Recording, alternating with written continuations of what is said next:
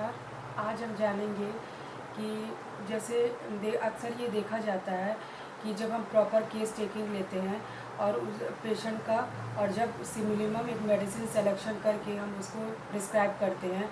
तो उसके बाद अक्सर ये देखा जाता है कि हम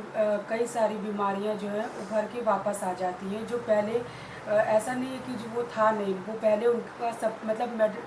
वो बीमारियां सप्रेस हो चुकी होती हैं और जब सही सिलेक्शन मतलब सही मेडिसिन का चुनाव करके जब हम मेडिसिन देते हैं पेशेंट को तो वो चीज़ें उभर कर आती हैं। जैसे दांत खाज हो जाना, खुजलियाँ हो जाना, अलग से ऐसे कोई दाने हो जाना, तो पेशेंट उसको अलग बीमारी समझ के दूसरे डॉक्टर के पास चला जाता है। तो क्या ये सही होगा कि उसको दूसरे डॉक्टर के पास जाना चाहिए और इसके बारे में मतलब इसके पीछे का सत्य क्या है वो भी जानना चाहिए हमें। तो इसके बारे में सर आप संक्षेप करके बताएं। Thank you. आज का विषय बहुत ही व्यवहारिक विषय है और इस व्यवहारिक विषय पे मतलब मैं विस्तृत चर्चा करना चाहता हूँ। सबसे बड़ी बात क्या होती है कि जैसे जब कभी भी हम एक रॉ पेशेंट जब हमारे पास आता है और प्रॉपर केस टेकिंग करने के बाद एक मोस्ट सिमिलिमम मेडिसिन का जब हम चयन करते हैं और उसको होम्योपैथिक सिद्धांतों का पालन करते हुए और जब उस दवा का हम फर्स्ट प्रिस्क्रिप्शन बना करके और जब पेशेंट को देते हैं तो उसको देने के बाद चूँकि होम्योपैथी की दवा क्रिया प्रतिक्रिया के सिद्धांत पे काम करती है। क्रिया प्रतिक्रिया के सिद्धांत के अंतर्गत जैसे ही हम मेडिसिन को जिस मेडिसिन को जिस मात्रा में हम देते हैं पेशेंट को तो वो जाने के बाद फर्स्ट एक्शन जो मेडिसिन है, जो प्राइमरी एक्शन जिसको बोलते हैं प्रथम क्रिया, वो मेडिसिन के द्वारा कराई जाती है और इसके परिणाम स्वरूप हमारे शरीर में उसके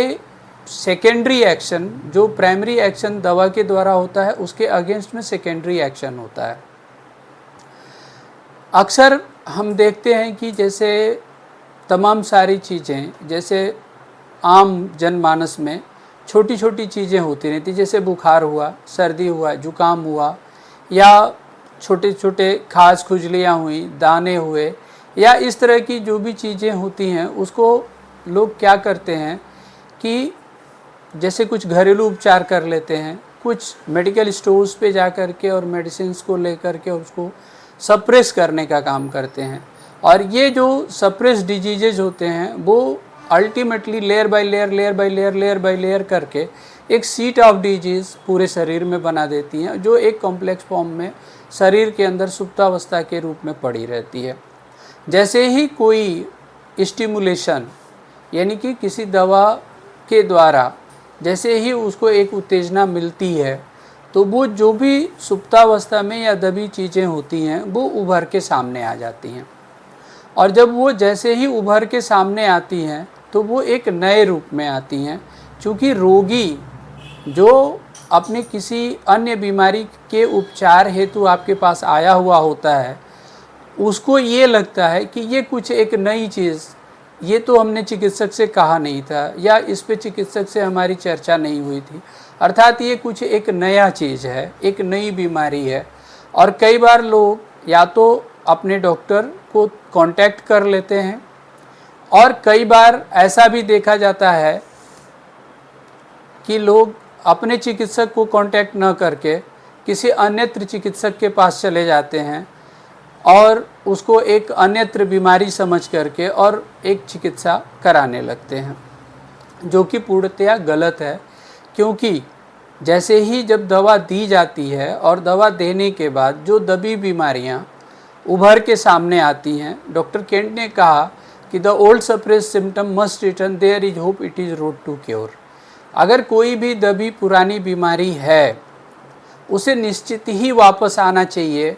और अगर वह वापस आती है तो यही रास्ता है आरोग्य पथ का,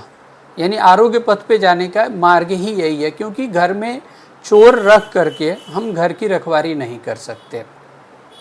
तो यह एक बहुत बड़ी बात हो जाती है। और इस तरह की चीज़ों को अक्सर हमें देखने को मिलता है। मेरे मन में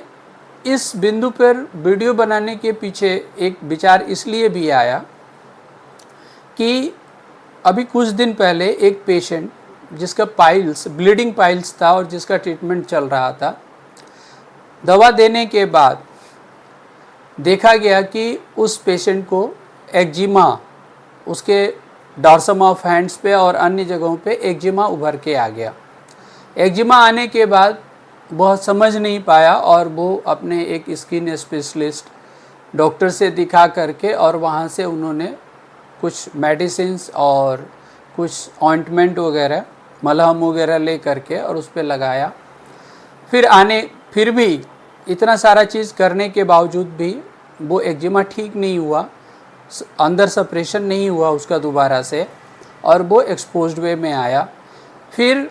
मेरा दवा लेने का समय हो चुका था, चूँकि मैं एक बार में 20 दिन की दवा, 20 दिन 21 दिन, 1 माह की दवाई दे करके और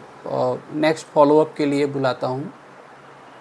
तो नेक्स्ट फॉलोअप का टाइम हो चुका था, तो वो आए। फाइल्स वगैरह तो ठीक था, अन्य सारी चीज़ें ठीक थी, लेकिन एक्जिमा के लिए बोलने लगे कि सर क्या इसकी भी दवा आपके पास है। और हमने उसके बारे में जब जिक्र किया तो पता चला कि ये मैंने इस दवा लेने के बाद से ही ऐसा हुआ है, और मैंने स्किन स्पेशलिस्ट को दिखाया था और ऐसे, लेकिन मुझे लाभ नहीं मिला। तो फिर सर मैं आपसे चर्चा कर रहा हूँ इस पर। तब फिर मुझे लगा कि नहीं, यह एक ऐसा मतलब विषय है जिससे बहुत ज़्यादा लोग अनजान हैं और अज्ञानता में हैं, तो उन्हें ये बताना चाहिए। फिर मैंने उनको बताया कि जब दवा दी जाती है तो इस तरह की दबी चीज़ें, तो उन्होंने कहा कि हाँ सर पहले था और मैंने ट्रीटमेंट ले करके और उसको ठीक किया था। नेचुरली वो ठीक नहीं होता है, वो सप्रेस हो जाता है और सप्रेस होकर के एक सीट ऑफ डिजीज़ के रूप में बॉडी में एग्जिस्ट करने लगता है। तो फिर मैंने अब उसको उसके हिसाब से मेडिसिन दी, और देने के बाद मैंने उनको 1 हफ्ते का समय दिया था कि अगर कुछ रहेगा तो आप हमें बताएंगे। तो एक फॉलोअप आया कि उन्होंने कहा कि सर स्किन डिजीज़ में भी बहुत अच्छा रिजल्ट है, और अब मुझे समझ में आपकी बात आ गई है। तो इसलिए मेरे मन में आया कि इस विषय पे भी जागरूक किया जाए लोगों को कि जब कभी भी होम्योपैथिक सटीक दवाएं दी जाती हैं तो जो भी पुरानी दबी बीमारियां होती हैं, जो बुखार के रूप में हैं, स्किन डिजीज़ के रूप में हैं, फोड़े फुंसियों के रूप में हैं, इवन कुछ पेशेंट्स को लूज मोशंस होने लगते हैं, और इस तरह की जो भी चीज़ें होती हैं ये पॉजिटिव साइन है, और ऐसे में कोई भी दूसरी दवा लेने की आवश्यकता नहीं है। इसे अपना दबा हुआ बीमारी समझ करके इसे स्वीकार करना चाहिए, और जिस होम्योपैथिक चिकित्सक के द्वारा आप चिकित्सा ले रहे हैं उस होम्योपैथिक चिकित्सक से पुनः संपर्क करना चाहिए, और प्रॉपर तरीके से। यहाँ तक कि अक्सर देखा जाता है कि आप थोड़े समय छोड़ देंगे तो फिर वो अपने आप एक माइल्ड स्टेज में चली जाती है, और इस प्रकार आप पेशेंट को एक अच्छा आरोग्य पथ दे देते हैं। कई बार अक्सर लोग क्या करते हैं कि जैसे दवा देने के बाद अगर बीमारियां, जो दबी बीमारियां हैं, उभर के सामने आती हैं और उस पर पुनः कोई दूसरी दवा या मलहम का प्रयोग कर लेते हैं या बाह्य लोकल एप्लीकेशन का प्रयोग कर लेते हैं, तो वैसे में वो सारी चीज़ें सप्रेशन की ओर चली जाती हैं। और कभी भी कहते हैं कि कोई भी चीज़ अगर एक मुख्य धारा में जा रही हो तो बीच में बाधा नहीं डालनी चाहिए, क्योंकि लाइन ऑफ ट्रीटमेंट और जो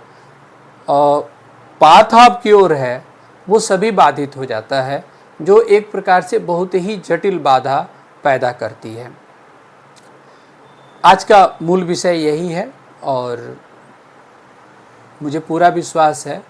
कि हमारी बातें आपको समझ आई होंगी। इसी के साथ जय हिंद, धन्यवाद, नमस्कार।